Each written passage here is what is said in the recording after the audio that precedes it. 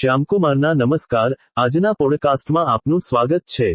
પ્રશ્ન 1. ગુજરાત સરકાર દ્વારા રાજ્યના વિદ્યાર્થીઓમાં વૈજ્ઞાનિક અભિગમ અને સંશોધન વૃત્તિ વિકસાવવા માટે શાળા કક્ષાએ કયા વિશિષ્ટ પ્રદર્શનોનું આયોજન કરવામાં આવે છે?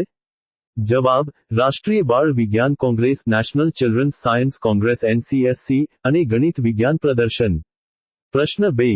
શૈક્ષણિક આંકડાશાસ્ત્રમાં જ્યારે માહિતીનું વિતરણ સામાન્ય વક્ર નોર્મલ પ્રોબેબિલિટી કર્વ થી વધુ ઊંચો કે અણીદાર હોય, ત્યારે તેના માટે કયા ખ્યાલનો ઉપયોગ થાય છે? જવાબ: લેપ્ટોકર્ટિક અતિ ઉન્નત વક્ર. પ્રશ્ન 3.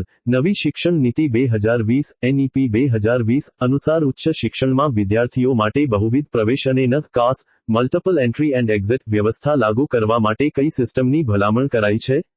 જવાબ: academic bank of credits ABC academic bank of credits. પ્રશ્ન 4. મહાત્મા ગાંધીજીના શિક્ષણ દર્શન મુજબ સાચી કેળવણી કઈ છે, જે વ્યક્તિના કયા 3 પાસાઓનો આ વિકાસ કરે છે? જવાબ: શરીર, મન અને આત્માનો સર્વાંગી વિકાસ 3H હેડ એન્ડ હાર્ટ.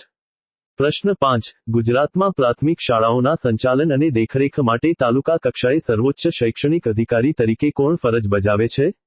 જવાબ: તાલુકા પ્રાથમિક શિક્ષણાધિકારી TPEO તાલુકા પ્રાઇમરી એજ્યુકેશન ઓફિસર. પ્રશ્ન 6. શિક્ષણમાં ICT ના ઉપયોગ અંતર્ગત કેન્દ્ર સરકાર દ્વારા ઓનલાઈન શૈક્ષણિક અભ્યાસક્રમો માટે કયું રાષ્ટ્રીય પોર્ટલ ચલાવવામાં આવે છે? જવાબ: સ્વયં પોર્ટલ. પ્રશ્ન 7. શિક્ષણનો અધિકાર અધિનિયમ RTE એક્ટ 2009 ની કલમ 31 મુજબ આ અધિનિયમની જોગવાઈઓ અને બાળકના અધિકારોનું ઉલ્લંઘન થાય ત્યારે તેની રાવ કોની સમક્ષ રજૂ કરી શકાય છે? જવાબ: રાષ્ટ્રીય અથવા રાજ્ય બાળ અધિકાર સુરક્ષા આયોગ NCPCR SCWCR. પ્રશ્ન 8. જીન પિયાજેના જ્ઞાનાત્મક વિકાસના સિદ્ધાંત મુજબ બાળક કઈ અવસ્થામાં પ્રતીકાત્મક રમતો સિમ્બોલિક પ્લે રમે છે અને વસ્તુઓનો આકાર બદલાવાથી તેનું પ્રમાણ બદલાય છે તેમ માને છે? અવલોકન દોષ. જવાબ: પૂર્વ ક્રિયાત્મક અવસ્થા પ્રી ઓપરેશનલ સ્ટેજ.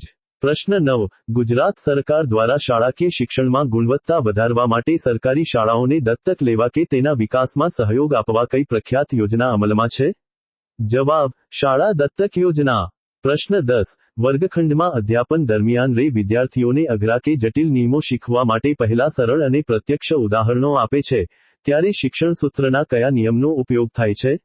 જવાબ: મૂર્ત પરથી અમૂર્ત તરફ, ફ્રોમ કોન્ક્રીટ ટુ એબ્સ્ટ્રેક્ટ.